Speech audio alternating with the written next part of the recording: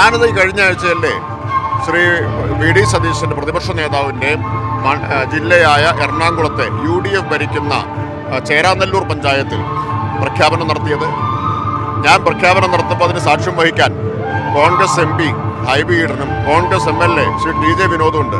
അപ്പോൾ അവർ ഭരിക്കുന്ന പഞ്ചായത്ത് കോൺഗ്രസിൻ്റെ MP യുടെ MLA യുടെ സാന്നിധ്യത്തിൽ അവരാകെ കരഘോഷത്തോടു കൂടിയാണ് ഇത് സ്വീകരിച്ചത്. ഇന്നലെ രാവിലെയോടുകൂടിയാണ് അവർക്ക് ഇതിൻ്റെ കൂടെ വന്നാൽ എന്തോ ക്ഷീണം വരുമെന്ന് തോന്നലുണ്ടായത്. അതിന് ഞങ്ങൾ എന്ത് ചെയ്യാൻ പറ്റും? നമ്മളെ സംബന്ധിച്ച് വളരെ അഭിമാനകരമായിട്ടുള്ളൊരു നിമിഷമാണ്. കഴിഞ്ഞ 4 കൊല്ലമായിട്ട് ഈ ലക്ഷ്യം കൈവരിക്കാൻ വേണ്ടി കേരളം ഒറ്റക്കെട്ടായി പ്രവർത്തിച്ചുകൊണ്ടിരിക്കുകയായിരുന്നു. സംസ്ഥാന സർക്കാരിൻ്റെ നേതൃത്വത്തിൽ കേരളത്തിലെ 1200 തദ്ദേശ സ്ഥാപനങ്ങളും ചേർന്ന് നടത്തിയ പ്രവർത്തനമാണ്. അതിൽ കക്ഷി രാഷ്ട്രീയ വ്യത്യാസമൊന്നുമില്ലാതെയാണ് തദ്ദേശ സ്ഥാപനങ്ങളെല്ലാം ചേർന്ന് ഈ പ്രവർത്തനം നടത്തിയത്.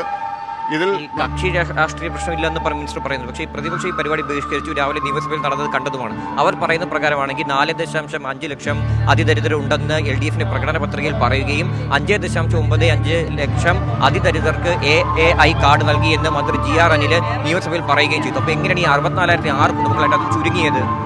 അതായത് ഈ കാര്യങ്ങളെല്ലാം പിന്നീട് മറ്റൊരു സന്ദർഭത്തിൽ വിശദമായി പറയും. എന്നാലും ഞാൻ പറഞ്ഞിട്ടുണ്ടല്ലോ വിശദമായിട്ട്. ആ കക്ഷി രാഷ്ട്രീയ വ്യത്യാസം ഇതുവരെ ഉണ്ടായിരുന്നില്ല. കാരണം കേരളത്തിലെ മുഴുവൻ തദ്ദേശ സ്ഥാപനങ്ങളും ചേർന്നായി പ്രവർത്തനം നടത്തിയത്. കേരളത്തിലെ തദ്ദേശ സ്ഥാപനങ്ങൾ 40% നോൺ LDF, UDF ഉണ്ട്, അല്ലാത്തവരുണ്ടല്ലോ. ഇവരെല്ലാം ചേർന്നല്ലേ നടത്തിയത്. ഞാനത് ഈ കഴിഞ്ഞ ആഴ്ചയല്ലേ ശ്രീ വി ഡി സതീശൻ്റെ പ്രതിപക്ഷ നേതാവിൻ്റെ ജില്ലയായ എറണാകുളത്തെ UDF ഭരിക്കുന്ന ചേരാനെല്ലൂർ പഞ്ചായത്തിൽ പ്രഖ്യാപനം നടത്തിയത്. ഞാൻ പ്രഖ്യാപനം നടത്തുമ്പോൾ അതിന് സാക്ഷ്യം വഹിക്കാൻ Congress MP Hibi ഈഡനും Congress MLA Shri TJ വിനോദും ഉണ്ട്. അപ്പോൾ അവർ ഭരിക്കുന്ന പഞ്ചായത്ത് കോൺഗ്രസിൻ്റെ MP യുടെ MLA യുടെ സാന്നിധ്യത്തിൽ അവരാകെ കരഘോഷത്തോടു കൂടിയാണ് ഇത് സ്വീകരിച്ചത്. ഇന്നലെ രാവിലെയോടുകൂടിയാണ് അവർക്ക് ഇതിൻ്റെ കൂടെ വന്നാൽ എന്തോ ക്ഷീണം വരുമെന്ന് തോന്നലുണ്ടായത്. അതിന് ഞങ്ങൾ എന്ത് ചെയ്യാൻ പറ്റും? യഥാർത്ഥത്തിൽ അവരും പങ്കെടുക്കേണ്ടതല്ലേ? വലിയ പ്രഖ്യാപനമല്ലേ? അത് അവരോടല്ലേ ചോദിക്കേണ്ടത്. ഞാൻ പ്രതിപക്ഷ നേതാവിനെ വിളിച്ചിരുന്നു. ഞാൻ നേരിട്ട് അദ്ദേഹത്തെ ക്ഷണിച്ചിരുന്നു.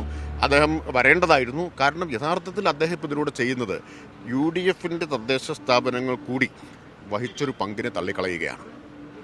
അത് അവരുടെ തന്നെ പ്രവർത്തകരോടും അവരുടെ തന്നെ തദ്ദേശ സ്ഥാപന ഭരണസമിതികളോടും ചെയ്യുന്നൊരു അനീതിയല്ലേ?